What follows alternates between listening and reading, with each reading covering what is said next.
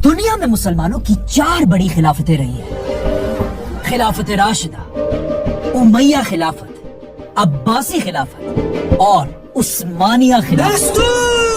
ये नाम आपने बचपन से बार बार सुने, लेकिन आखिर ये सारी खिलाफतें आई कहां से? और मोस्ट इम्पोर्टेंट, आखिर इन सारी खिलाफतों में फर्क क्या था? इस पूरी हिस्ट्री को सिंपल वर्ड्स में समझते हैं। आज से 1400 साल पहले रसूलुल्लाह सल्लल्लाहु अलैहि वसल्लम ने खुद सिर्फ 10 सालों के अंदर ये सारा इलाका फतह कर लिया था। आप सल्लल्लाहु अलैहि वसल्लम के बाद दुनिया की पहली खिलाफत शुरू हुई, खिलाफत राशिदा, जिन्होंने सिर्फ 30 साल में रोमन और पर्शियन एम्पायर को क्रश करके दुनिया का ये सारा इलाका भी फतह कर लिया। पहली बार मुसलमान एक छोटे से मदीना के शहर से दुनिया की सबसे बड़ी सुपर पावर बने, और मुसलमानों ने इंडिया से यूरोप के समंदरों तक ये सारा इलाका फतह कर लिया। लेकिन आप सल्लल्लाहु अलैहि वसल्लम के सिर्फ 30 साल बाद खिलाफत राशिदा दुनिया से खत्म कर दी गई।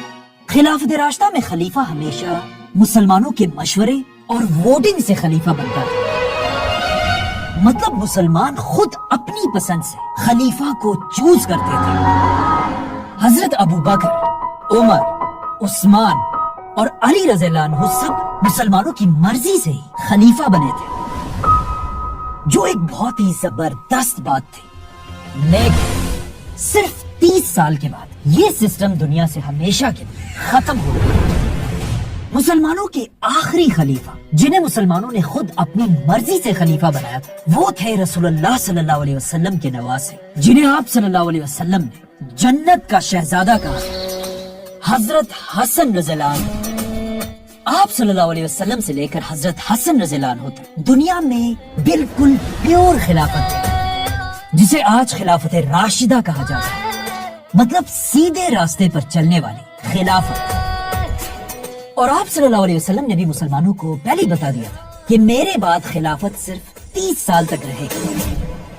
तो लेट्स काउंट। 2 साल अबू बकर रज़ियल्लाहु अन्हु की खिलाफत, 10 साल हजरत उमर की खिलाफत, 12 साल हजरत उस्मान की खिलाफत, 5.5 साल हजरत अली की खिलाफत और 6 महीने हजरत हसन रज़ियल्लाहु अन्हु की खिलाफत, जो बिल्कुल एग्जैक्टली 30 साल बनते हैं। और पता है अजीब बात क्या है? हजरत हसन दुनिया में मुसलमानों के वो आखिरी खलीफा थे जिन्हें मुसलमानों ने खुद अपना खलीफा बनाया था।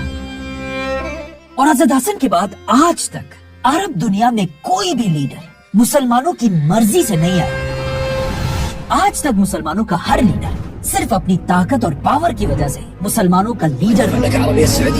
और अरब दुनिया में आज तक खानदान की वजह से लीडर्स बनते हैं।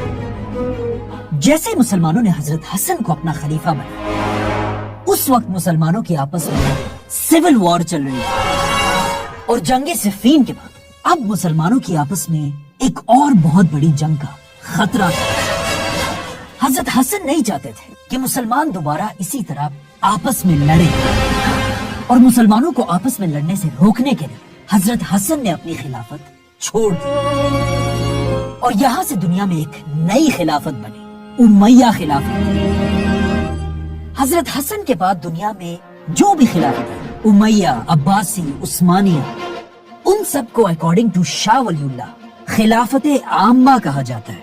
मतलब आम खिलाफत, एक जनरल खिलाफत जो मुसलमानों के आम लीडर्स थे। हजरत हसन के बाद दुनिया में तकरीबन कोई 120 खलीफा रहे, जिनमें कुछ बहुत जबरदस्त खलीफा थे, जैसे कि उमर बिन अब्दुल अजीज, जिनकी आज तक पूरी दुनिया के मुसलमान तारीफ करते हैं। An important figure in Islamic history, Umar ibn Abdul Aziz, who is from Khulafa ar-Rashidin, even though he's disconnected by time.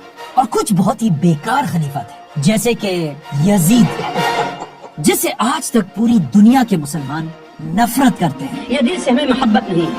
जालिम हुक्मरान और बादशाह डिक्लेयर करते हैं। खैर, हजरत हसन के बाद दुनिया में एक नई खिलाफत, उमैया खिलाफत, और अगले ऑलमोस्ट 100 साल तक उमैया खिलाफत ही मुसलमानों पर हुकूमत करती रही। उमैया खिलाफत में कुछ चीजें बहुत अच्छी हुई और कुछ चीजें बहुत बुरी। अच्छी चीज ये थी کہ